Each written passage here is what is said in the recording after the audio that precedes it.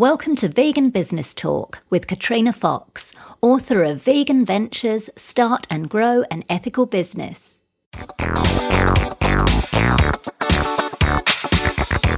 Hello and welcome to episode 14 of Vegan Business Talk. I'm Katrina Fox, journalist, media trainer and editor of veganbusinessmedia.com, the multimedia blog providing success tips for vegan business owners and entrepreneurs. In this episode, I interview Nichole Dandrea from Nicobella Organics, makers of vegan organic dark chocolate truffles in Atlanta, Georgia. Since launching their truffles in late 2009, Nicobella, which combines the names of Nichole and her toy poodle Isabella, have created more healthy treats with their munch line and peanut butter squares. Nichole is a registered dietitian and yoga instructor with a passion for bringing healthy, plant-based, ethical treats to people, and believes dark chocolate should be its own food group. I think many of us would agree with that. In this interview, Nichole talks about price versus quality, the dilemma between producing products cheaper but lower quality, or pricing them higher and maintaining high quality. How outsourcing parts of the business allows it to grow. The importance of creating a community around your brand. The types of email content that, perhaps surprisingly, get more open and click-through rates, and much more. Here's the interview with Nichole Dandrea from Nicobella Organics. For me personally, the drive is connecting with other vegan businesses and inspiring people to eat more plant-based foods. And I feel like a lot of people are inspired by their health. So, there are folks who want to do more plant-based because of ethical reasons, and then there are others who want to eat healthier for their own, whether it's their health, their appearance, whatever it might be. So if it's through that, great, then it's still ultimately getting to the end result that we want, which is helping more animals, the environment, and people, of course, and helping them be more healthy. So basically the biggest motivator for me is just inspiring people to go towards more plant-based foods. Fantastic. And talking on the subject of plant-based foods, I don't know if you find this, but I know in some cases, some of the time the vegan food, even more so if it's, organic and sustainable, it's more expensive because it's not subsidized, whereas obviously some animal-based or non-green food is. How do you deal, if you do find it a challenge, how do you deal with the challenge to stay competitive and attract clients? It's the biggest challenge, to be quite honest with you. It's a challenge every day that I try to work with. And right now, we are working with a manufacturer. And what we're trying to do is combine our ingredients. I'm working with another manufacturer. We're trying to combine our ingredients so that we have larger volume to get better price breaks. But it is the biggest challenge of my business is getting those prices down. And, I've been asked several times to lower the price. And my answer is I've got the option of either going for the lesser quality, non-organic options, or keeping with the same quality and keeping the price up there. And, I don't want to compromise our standards. So what we're doing is just trying to link up with other manufacturers, buy in bulk in hopes of getting better pricing until those prices hopefully eventually decrease. That's fantastic. That sounds like an innovative thing. And I know a couple of people have said sort of similar things. It's that, because they're buying smaller quantities, it works out more expensive. So that's interesting you say that. Is it something you use as a marketing tool then to kind of, or like to explain to customers, look, this is why it's more expensive because of X or because of these reasons or not? I need to do a better job in marketing it online and through our social media outlets and putting it into writing so that we can reach I'm sure there are a lot of people who are reading about the product and just see the price and turn away without seeing why it's a little bit more expensive. But when we're doing in-person events, that's typically when I'm able to explain to people and educate them about the product, and that's where they understand. And it just happened this last weekend. Somebody was trying to talk me down on price and saying, you need to be lower. I'd buy 10 of your products versus one if it was lower. And, I just explained just what I said to you. I said, it's either compromise the quality until the price come down, but something that we try to work with every day. and she understood and appreciated that, but at the same time, it does limit our sales. So when I'm in person, I feel like, we can educate them a little bit better when we're doing demonstrations with the chocolate, but online, we definitely need to do a better job with letting them know this is why it's a little bit more pricey. Right, got it. Yeah, cool, that's great. So nowadays, I guess perhaps more than ever, there's a lot of extra demands on a business owner's time, as well as their sort of everyday workings in the business and the administration. We've now got social media accounts to maintain, and all of that can feel a bit overwhelming. I'm just wondering, I'm curious, how do you cope with this, and what advice would you give to others in regards to this overwhelm? I guess particularly those starting out on their vegan business journey. It is challenging. There are days where I start a plan, and that plan, I don't have a chance to look at that plan until 10 o'clock at night. So it's like, what did I do during the day that I was supposed to do? Because you end up putting out fires and handling, like you said, administrative stuff and online social media and customer requests and, just the day-to-day activities kind of get in the way of the broader business plan. And it's all good. It's all going in the right direction. But at the same time, you have to learn how to really work efficiently. So one of the things that has been challenging for me is the social media component and not spending too much time on it. So I try to, link all of our social media outlets so that, one post goes out and it's done and, we don't go back to it until the next day, which is sometimes challenging to do. The other is to outsource. So one of the things that has been really helpful for us is when I first started the company, I was making all of the chocolates by hand. So we were renting a kitchen and making the chocolate, packaging it, getting it out to our customers, and then the next day we'd have to start over again and do the same thing, and that we were never going to grow that way. So one thing that I've done from a manufacturing perspective is outsource the chocolate. So we have somebody now making and packaging the chocolate, and we're now in our final phase of them where we're getting them, we're turning over the distribution to them. So once they handle everything, of course, it cuts into your margin, and they're much smaller, but that's where it allows you to grow and get out to more people and focus more on the marketing and demoing, getting the product out there, education through social media, and then in-person demos. So that's been the biggest help.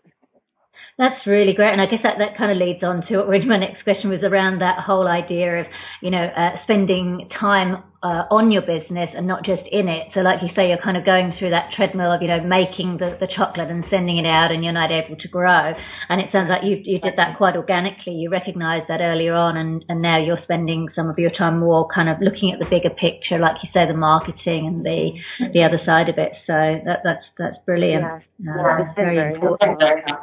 We've also, one other thing that we've done that's been extremely helpful is, not so much during the summer for us, we have such a seasonal item that I have a little bit more time to do social media and blogging during the summer, but once the fall hits, October through May tends to be our busiest season, October through February at least, and we typically look for an intern who specializes in nutrition so that, our focus is from, with the plant whole food space, and we try to look for folks who are obviously compassionate as well and environmentally friendly, and we'll get an intern on board, and they'll handle a lot of our social media and blogging while we're doing all of the other stuff, getting the chocolate out and making it for the holidays. So that's been helpful as well. That's a great idea, and that's a win-win, I guess, isn't it? Because they're getting the experience and expertise from you, and you're getting that done. So that's great, excellent, very very innovative, and in your strategies, it's really great. It sounds good, but it's day to day. It's not always like that, but it sounds good, right? Nichole, I know you've mentioned a little bit of it. What were some of your key challenges when first starting up your business? I'm so sorry. What was that question, Katrina? Oh, sorry. I was just asking, what were some of, I know you touched on the time aspect, but what were some of your other key challenges when you first started up your business? The key time starting up to it? Yeah, so what were some of your key challenges when you were first beginning? Yeah, when you were first beginning. Got it. Sorry about that.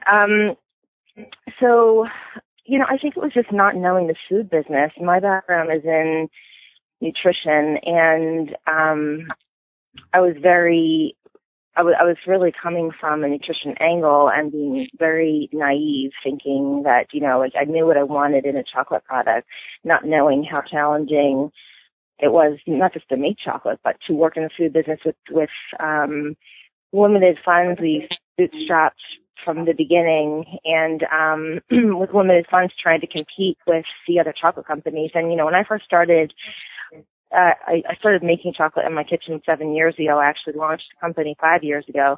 Still 5 years ago, there were very limited amounts of vegan chocolate companies and chocolate companies in general. And now they're just, from chocolate makers to chocolate, from chocolatiers, they're just, every week there's another one popping up. So, from the beginning till now, I think because we bootstrapped, it's kind of standing out amongst the competition. It's been challenging just because we have limited resources.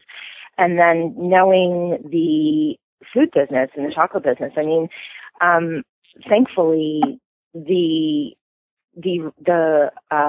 our colleagues in the food business have gone to, the biggest help, I think, to get through these challenges was going to some of the food trade shows, the Fancy Food Show, if you're familiar with that, and other natural food shows, and just networking with as many people as you can and asking questions and not feeling dumb. Initially, it was just, I was so naive. I would have gone to a big chocolate manufacturer when I'm producing 100 pieces of chocolate and saying, can you make my chocolate, or can you help me make my chocolate? And they'd look at me like I had three heads. And, but ultimately they were honestly, I'm very thankful that everyone has been really forthcoming with information and help. And, here's my card, here's my email me, I'll lead you in the right direction. So the biggest help to those challenges and moving forward is really networking with people and asking as many questions as possible. And they've really all led me in the right direction. So the food community has been just so valuable in that respect. That's really good to hear, because I guess one of the things I was going to ask was around this whole, because a lot of marketing experts nowadays are saying, don't think of people in the same field as you as your competitors. It's all about collaboration now, and I think you've kind of touched on that with that. That's actually really good to hear. And you mentioned that it was like when you first started, there weren't too many vegan chocolate manufacturers, and now there are. And I think that's an interesting thing. It's like, how then do you stand out within the vegan business arena, so not just in the kind of the general one? Right. And that is so challenging. And we have felt that from a sales perspective. There are so many options now that you really do need to stand out.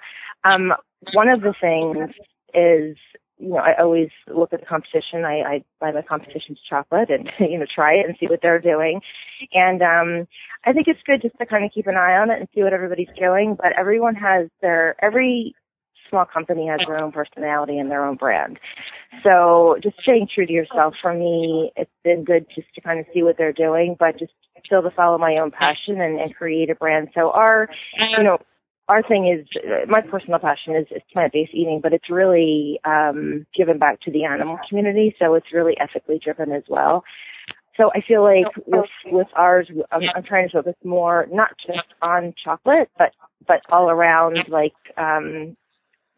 compassion and healthy eating and taking care of the environment. So it's more of a lifestyle company. So I'm trying to focus more on the lifestyle, because that's truly my personal passion, rather than just focusing on making chocolate and having everything be all about chocolate.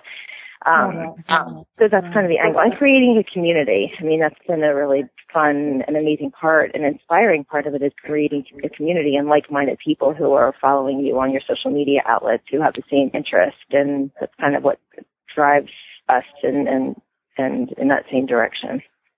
Fantastic.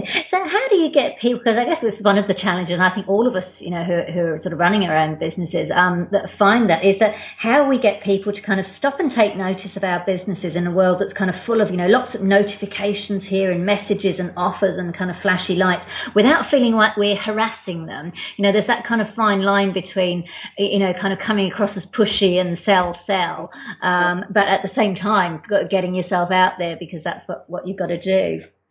Right. I agree. I'm still learning how to do that.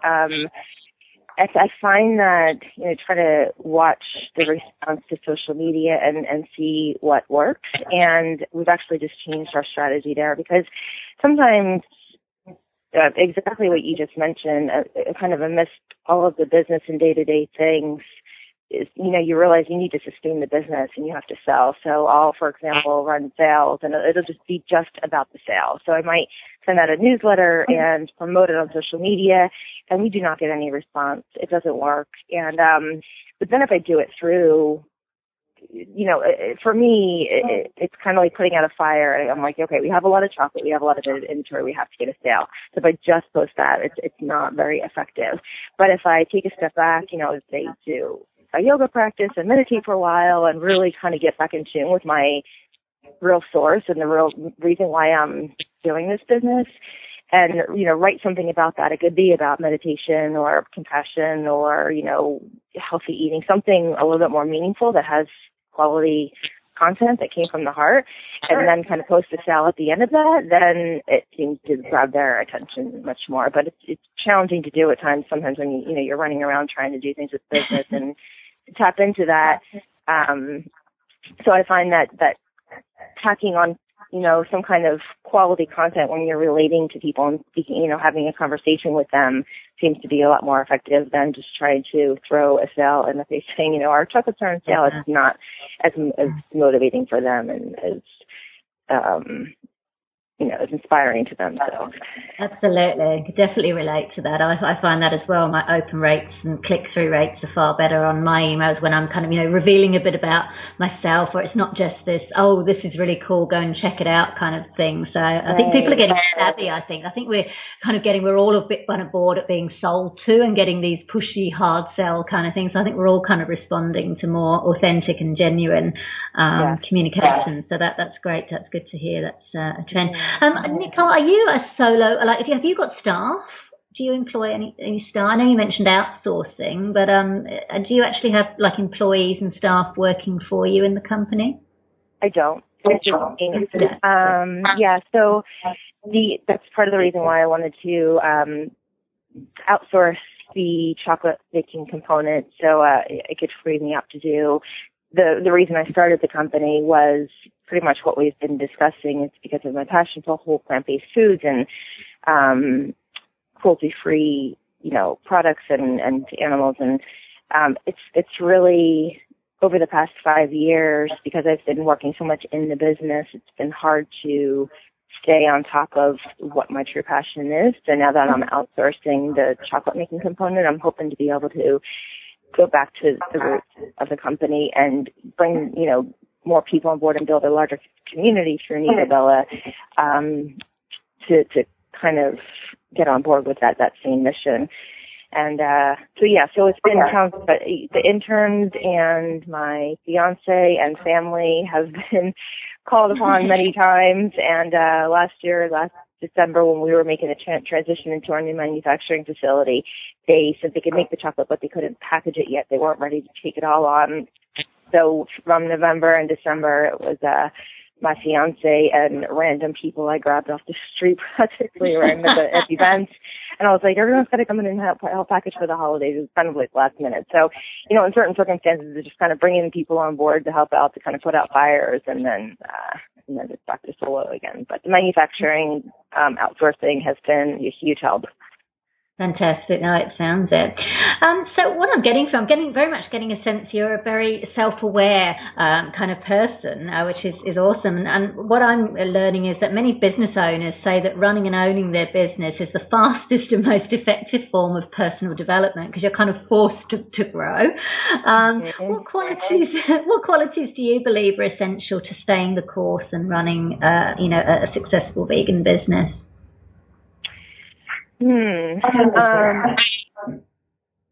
I think, taking a step back from, again, similar to what we've been talking about, but taking a step back maybe once every week, but really that's challenging, like maybe once every 2 weeks, and seeing the larger picture and looking at the strategy and figuring out what direction you need to go in order to grow, if that indeed is what you want. But then also I mean, you really need to look at the end result and where you want to go. For me, my goal is not to be a multi-million-dollar company. It's to be a lifestyle business that can sustain itself and sustain, me and my fiance and I have kids, our kids are, just to support the family. And, so that's my personal goal. So kind of like working backwards from there and seeing the larger picture and where you want to go so that you're not spinning your wheels day to day trying to get to a place that may not be the right place for you. And for me, from a day to day basis, honestly, if I didn't wake up early in the morning and practice a little yoga and meditation, I probably would get nowhere really fast. Like that kind of sets the pace of the day just to kind of sit back and kind of clear the slate, because as you work into your day, there's just so many things going on at one time that you kind of lose sight of that bigger picture and why you're doing everything. So, just kind of turning everything off for a moment, being silent and letting it all resonate and clearing the space so that you can see it a little bit more clearly is very helpful to do in the morning for me personally.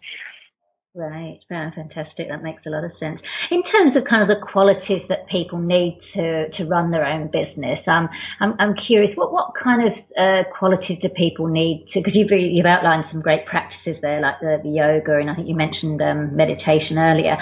What about just the kind of qualities that you need to develop in yourself in order to stay the course? Like a couple of people have said resilience or being persistent kind of thing. Is there anything along those lines that you think is necessary to be able to be a business owner, which is a very different thing to being employed? Yes, and I do agree with what others have said is the resilience and persistence, because if kids get, 10 negative responses or no's to if it's a product or a service, whatever you're doing, you may get 10 to every one yes, or probably even more no's to every yes. So I think it's not getting discouraged and be persistent, not taking anything personally, because as you know, with your own business, it's pretty much an extension of yourself, and your brand is you. So anything that happens to the business it's easy to take it personally and get discouraged.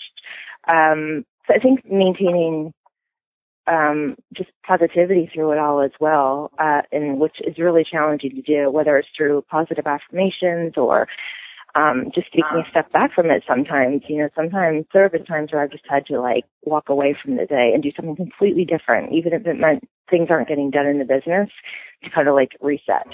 So being able to do that, and I think maintaining some balance, which is one of the biggest challenges, is maintaining balance, in your personal life. Sometimes it's just necessary to, realize that not everything is going to get done in the day and to take a step back. It could be a 30-minute walk, with your dog or in the park, and just to kind of reset everything again. But the persistence, perseverance, and then also, I think, taking a break from your own business and networking with others in the business has been really helpful for me personally, and talking to other small businesses and their experiences. And when you learn about their experiences, it kind of helps you to really okay, you're having the same challenges as me. It's a different situation, but it's a similar challenge. How can we work together? Or, just knowing that you're not alone is very helpful. That's brilliant. That's such good advice. I love the bit about, even knowing that things aren't going to get done, because we just I know I sometimes get that. I'm like, no, I've got to do this, this and this. And then it's like, no, you know what? I just need to go and meditate. Or like you say, go out and get some sunshine at lunchtime for 30 minutes. And it makes such a difference. So I'm so glad you said that. It really does. It helps you to be efficient later on. Absolutely. What would you say have been the key lessons that you've learned through running your business? You've been doing it for 5 years now, both whether they're personal, professional, or both. So there might be things you've learned about yourself and others. What are some of the key lessons that you'd say you've learned? I think I had a certain idealism when I started out about, I can be an entrepreneur and it's going to go this way, and I'll start a chocolate company and we'll get it out there and we'll be in all the Whole Foods, and had this complete idealism when I started, and everything was shot down along the way. So it's kind of like it breaks you down to a point where you feel like I can't do this, and then you build back up, and it makes you see all of your I think it really helps to separate your strengths and weaknesses. I've learned, back in the day when I would apply for a job, one of the key questions was, what are your strengths? And then another question would be, what are your weaknesses?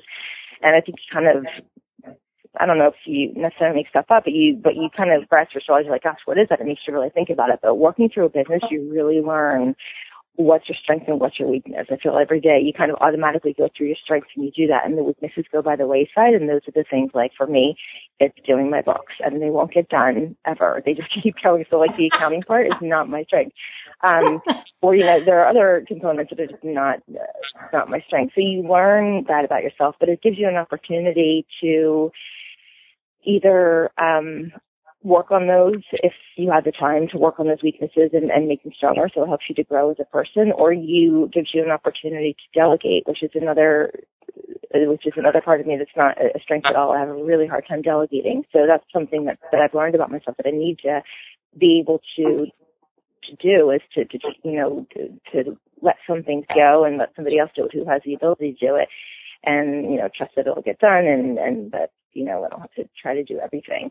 And along with that is in the same vein is you have to do that because you need balance in your personal life. So for you to be happy and to, again, see clearly and make the business run efficiently, you need to have some balance, and also for your family. So one of the biggest challenges has been, and it's every day, trying to find balance daily and turn off the computer at a certain time and stop doing what you're doing and not feeling like you have to urgently answer every email. So I think it's knowing when to say no, turn it off, and letting people go and come back to it later.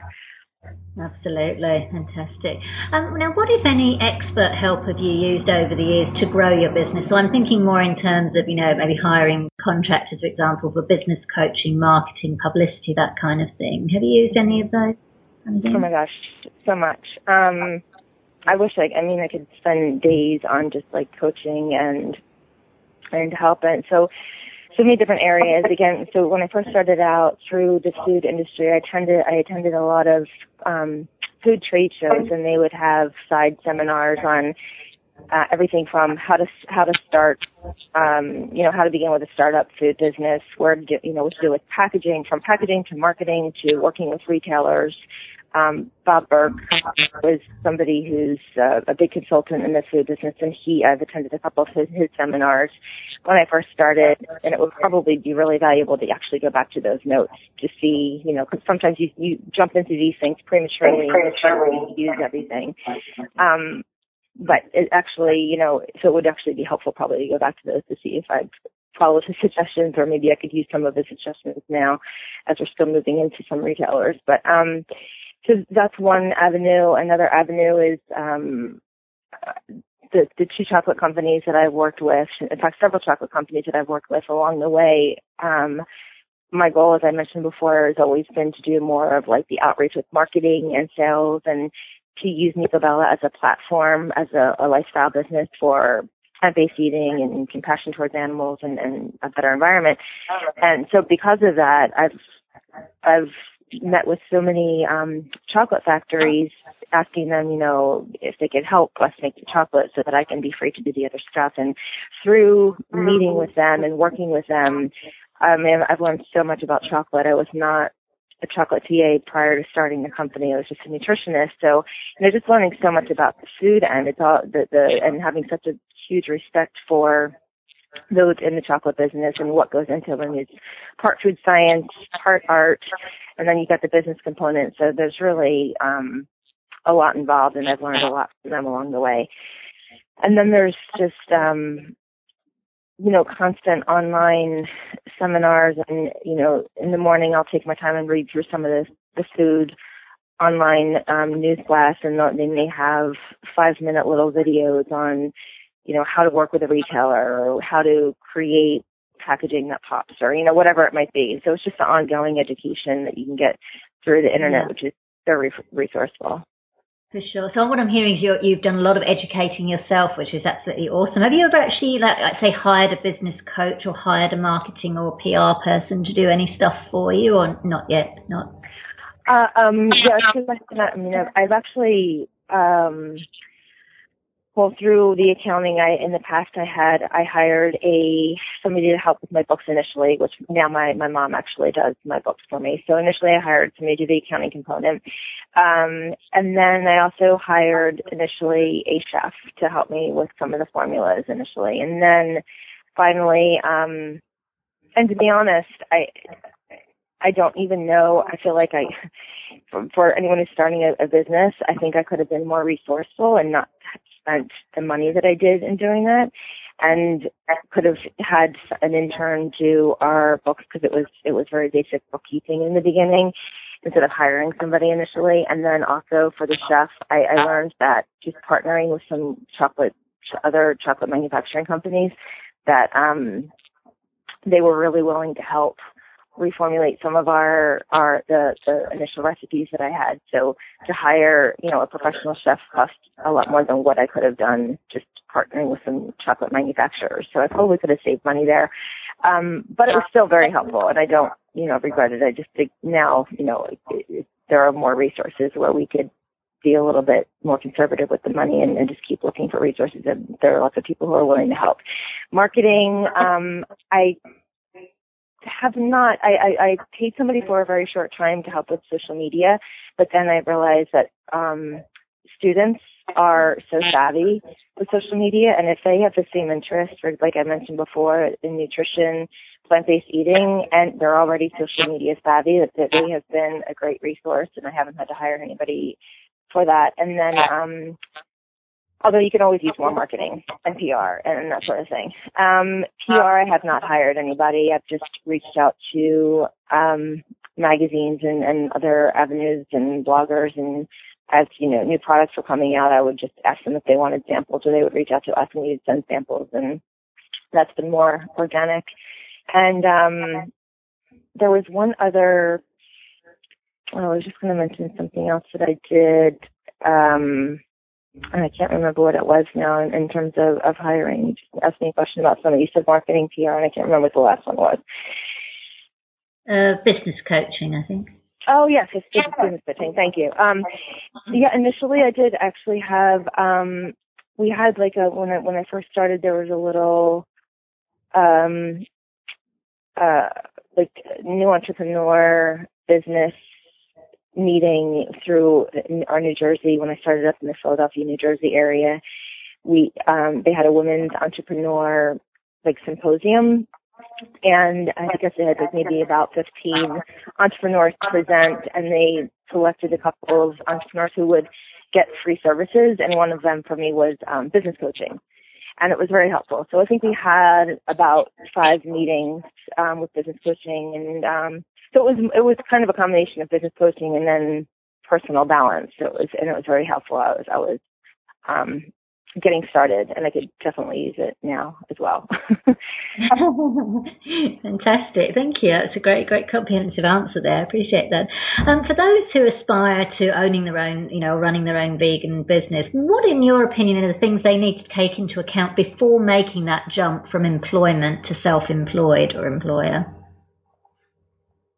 I think number one is looking at the funding and carefully choosing where you're going to spend your funds. So for me personally, I worked until my last day as a dietitian and had money saved, and I thought I had a lot of money to start out, but that can be very deceiving, and I think it's looking back, I probably would have spent it in different places or saved it for later. And having that accessible, like I mentioned before, I kind of hired a couple of people right off the bat saying, I need help with, making the chocolate, I need help with the accounting, and I didn't have to do that. So I think carefully choosing how you're going to delegate your funds, especially if you're bootstrapping, and then also just doing your background research.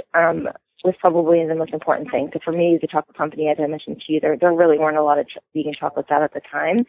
But really looking to see what's out there, where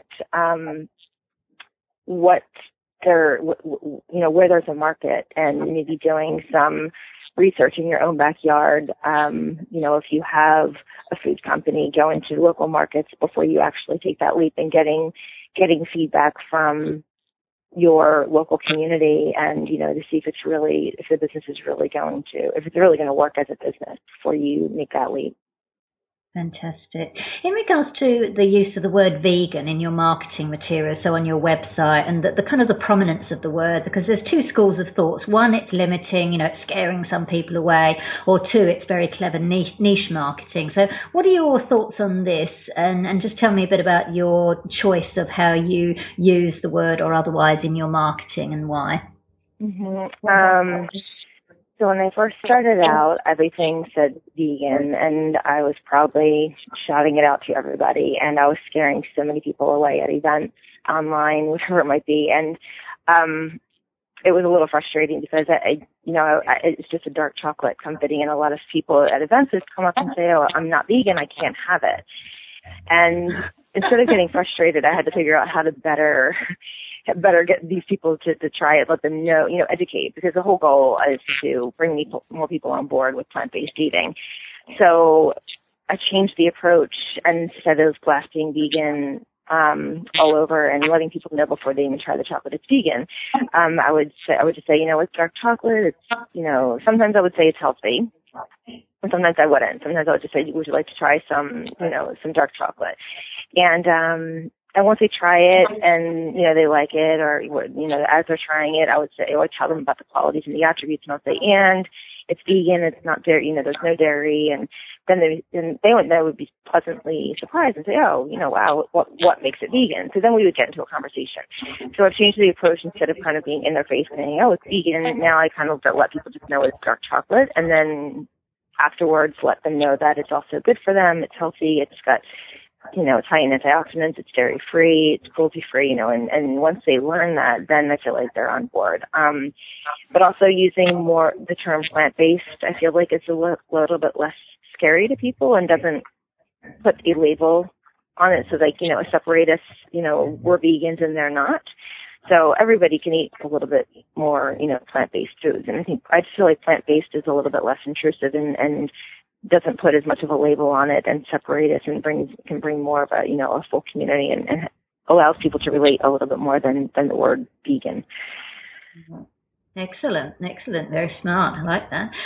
You mentioned earlier you've had some success with doing a little bit of media, like getting your product featured in media. That's something you did for yourself. Can you say a little bit about that, like some of the successes that you've had? I'm sorry, what was it? About getting into media. You mentioned a little earlier that you'd had some success in getting in your product into the media. Oh, into the media.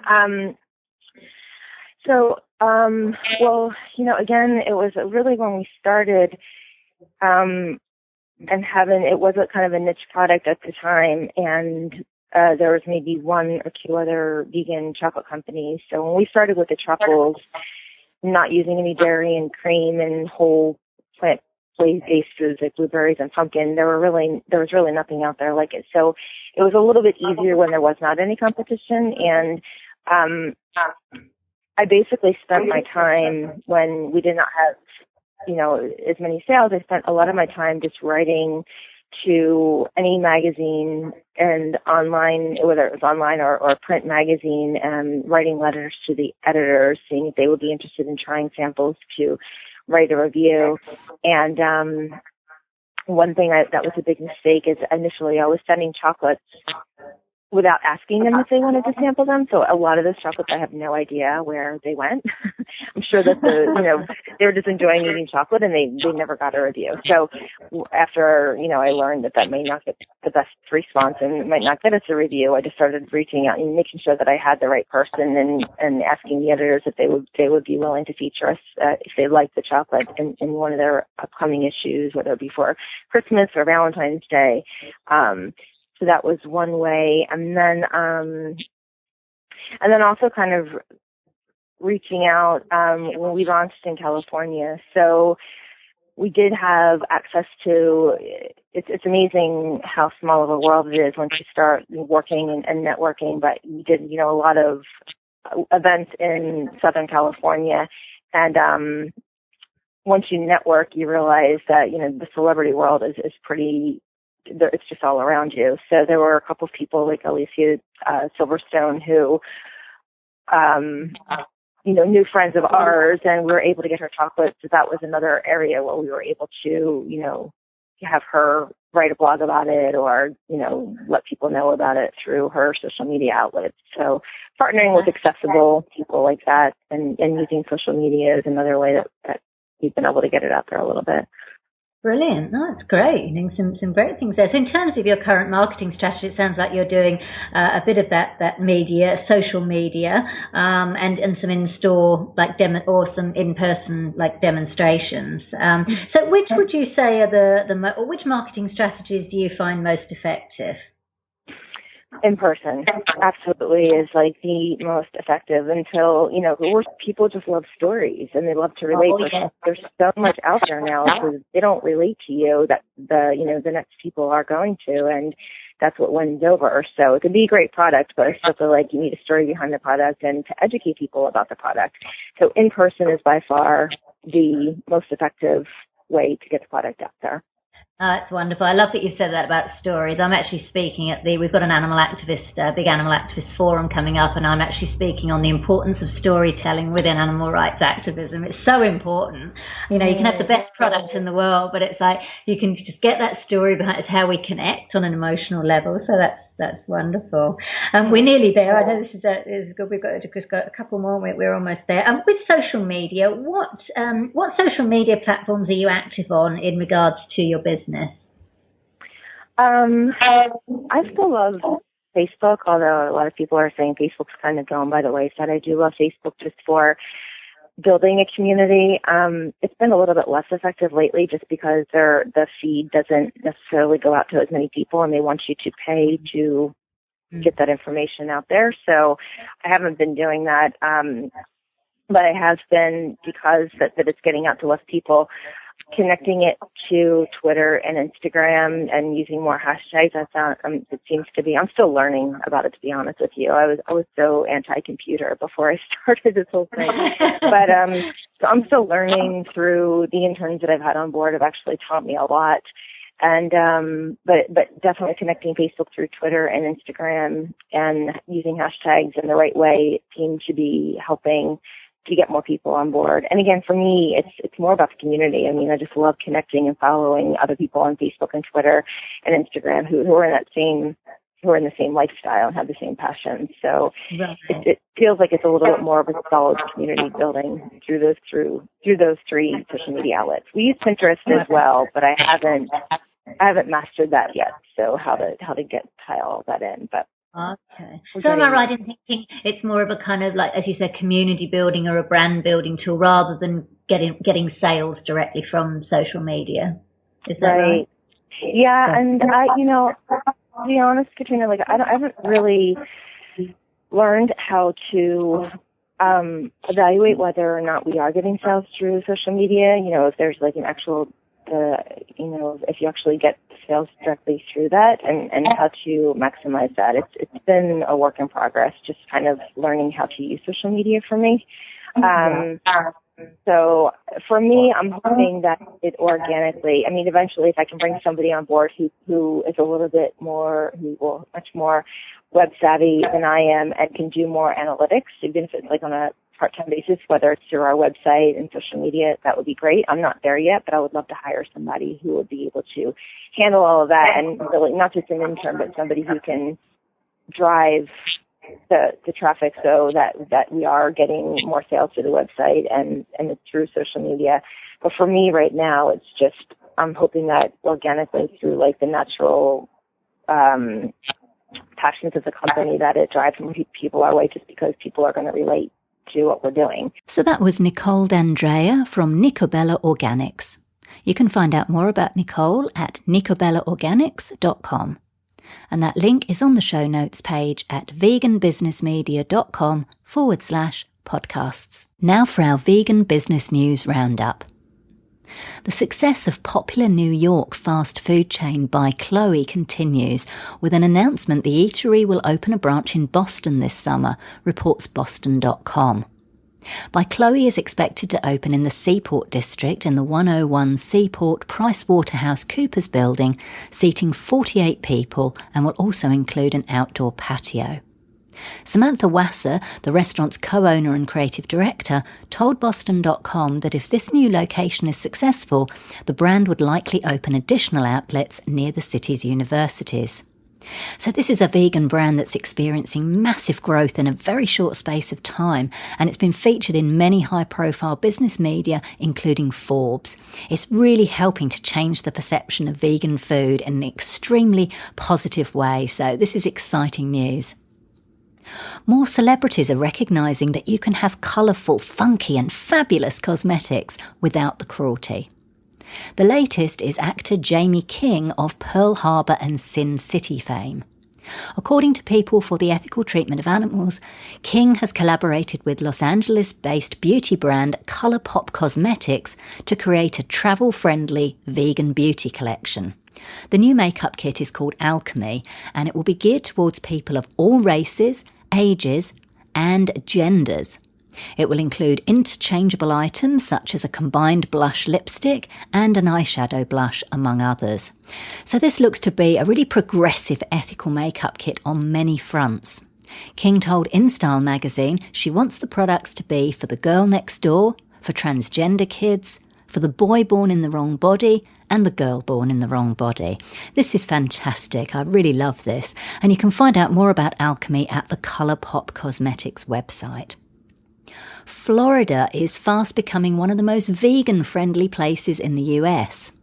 Choices Cafe recently opened its 5th location in the Sunshine State, reports latest vegan news.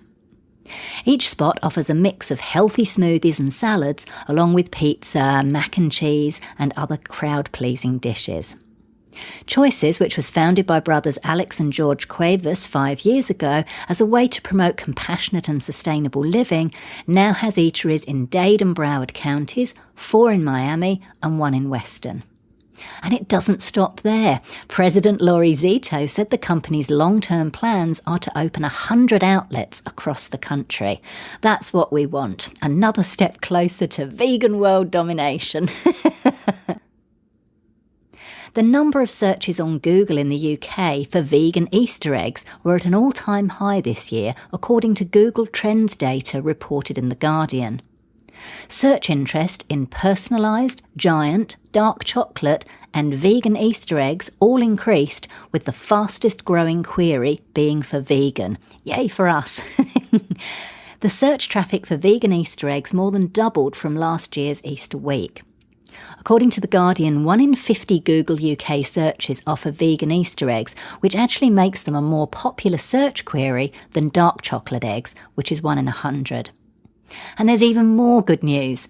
Increased searches for vegan food are not limited to Easter eggs. There's also been a jump in the number of searches for vegan recipes in general. Excellent stuff. It's so good to see the work of vegan activists and business owners over the years in spreading the vegan message and breaking down stereotypes about vegan food start to pay off as consumers realise that you can enjoy delicious, creamy, luscious foods that are good for people, animals and planet. Finally, a vegan Persian eatery has opened in North Brooklyn, New York. Located in Bushwick's Punk Alley at the Shipping Container Market at 867 Broadway, the name of the new space has not yet been finalised, reports the Bushwick Daily, although the business was called Star City Foods and operated mainly at vegan pop-up events before that. The menu, which is adapted from the family recipes of the business's Iranian-American owner, will feature several slow-cooked koresh or curry-like stews, in addition to daily specials which will include both Persian dishes and vegan versions of food from other cuisines. The eatery is currently planning to be open 5 p.m. to midnight Monday through Friday, and from noon until late night on Saturday and Sunday. Their long-term plans are to open 24 hours and offer delivery. In the meantime, New Yorkers and visitors to New York should head over to the Facebook page for Star City Foods to check the opening times. And this is one place I will definitely be checking out next time I'm in New York. I've got a particular interest because I was adopted as a child and my birth father is Persian and he's lived in New York since the 1970s. We met for the first time in 2012 and again last October. In fact, I stayed with him last October and he even cooked a vegan version of a Persian dish for me, which was lovely. So I'll be telling him about this place and it'll definitely be on the list for my next visit. So that's it for this episode of Vegan Business Talk. Thank you so much for tuning in. If you enjoyed the show, please consider giving it a review and a rating on iTunes or any other platform you're listening on. I'm Katrina Fox from veganbusinessmedia.com and I look forward to catching up with you in the next episode. Bye for now.